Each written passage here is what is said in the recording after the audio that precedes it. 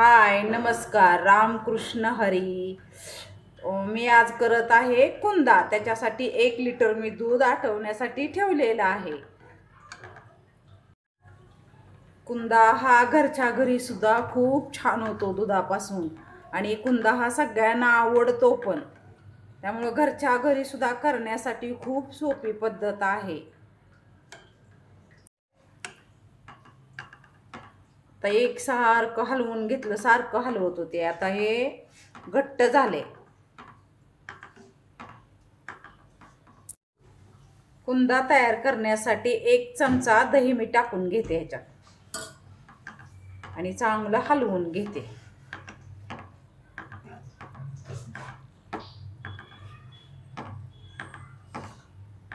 छान होतो घरच्या घरी सुद्धा कुंदा.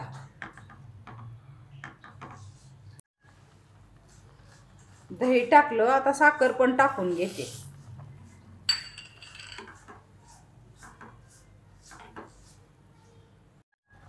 घट्ट होतोपर्यंत असं सारखं हलवत राहायचं. थोडसा कुंद्याला कलर येण्यासाठी मी 1 चमचा साखर टाकून घेते.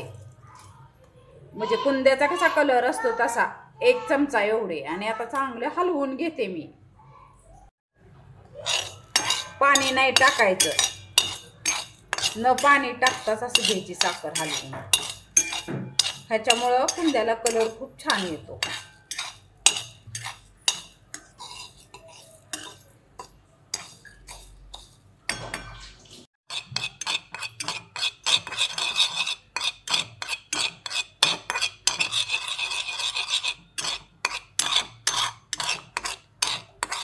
ही झाली बघा साखर. आता टाकून घेतो पटकन आम्ही.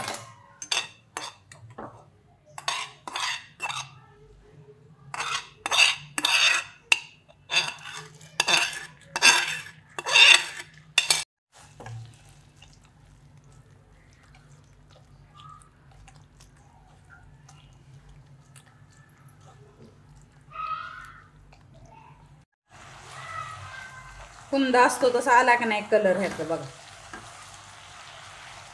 कुंद्यासारखा सेम कलर.